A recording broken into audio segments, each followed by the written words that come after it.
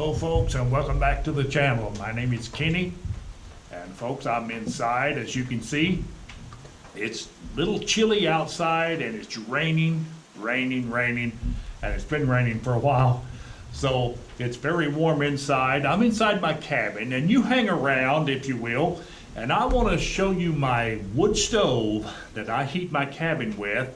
And I want to give you some practical tips on how to maintain and how to keep your wood stove really efficient. I want to show you some tips and give you some tips. So you hang around, okay? Now folks, you are looking at my stove in my cabin. I have got the doors open on it, and you can see the beautiful fire. I love to hear the crackling sound. That really is something to me. I want to give you some tips, folks. Let me first of all say that this is an old woodland stove. It's about 10 or 12 years old, and I don't believe they make them anymore. I think they were made in America, but this one is old, and I think the company maybe changed their name or started building them under another name. But this thing has been around a long time, and I've not had it that long. But let me tell you, it keeps my cabin really warm.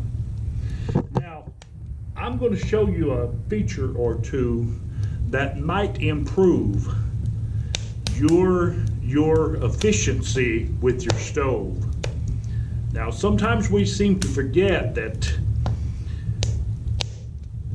it's very important the type of wood that you burn in your stove. Now, of course, I'm talking about hardwood is the wood of choice when it comes to really getting real good heat, lasting heat, and heat that really to me is more so warmer.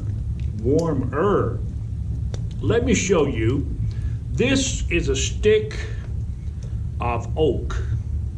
Now, it depends on the region you live in, and the country, of course, that you live in will depend upon the type of wood that you burn. But here, in this part of the country, hardwood is king. And there are various, I usually burn oak, hickory, and beech. Now, oak is a very hard wood, and it burns really hot. And as you can tell, that's what I'm burning right here. But it will also has a little small defect with it, if you will. It releases a lot more of creosote. It really does. It has a huge amount of creosote in it. And of creosote, of course, is a tree oil. You can't see that oil until it is burned, until it reaches that blaze is going up through your pipe. It sticks to the inner part of your stovepipe. Now, a tip number 2 here is I want to show you that up here where I've got my chimney, I have got a straight pipe. Now that straight pipe plays a great role in the amount of buildup that you may have in your flue, your pipe, or your chimney.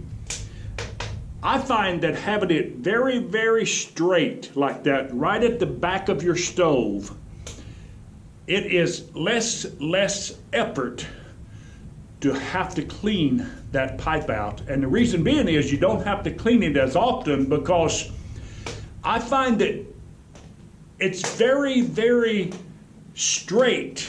That pipe is straight, and that flame shoots a lot of force up through there, and it burns that creosote out really faster and more efficient and better than it would be if you had a different method of running your pipe out your housetop or the side of your house, however, whether it be chimney or whatever.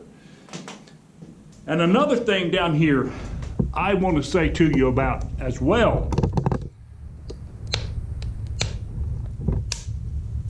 The flame in your stove, occasionally you may not burn it as hot as I am burning mine. But when you keep that stove running all the time, 24/7, there are times when you want to burn it a little bit hotter, because the hotter you burn it, the less creosote will be in your pipes.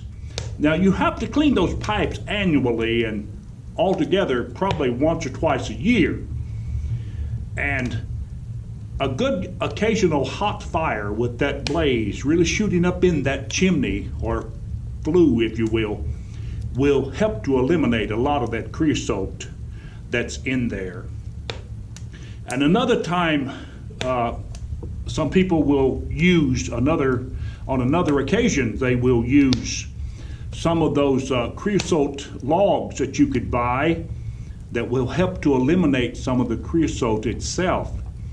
That stuff is a sticky film, and it gets on the inside of your pipes, and let me tell you, it is a fire hazard because it will burn. But this thing does a wonderful job keeping my cabin warm, and I wouldn't trade it for anything in the world. And the reason I say that is because everybody uses a wood stove because it really goes well, and it's cheap, and it's better than paying a high electric bill. That's the one reason that I use it, is because, of course, it saves a lot of money on your electric bill. And who doesn't want to save money? Now I'm going to shut these doors on this thing.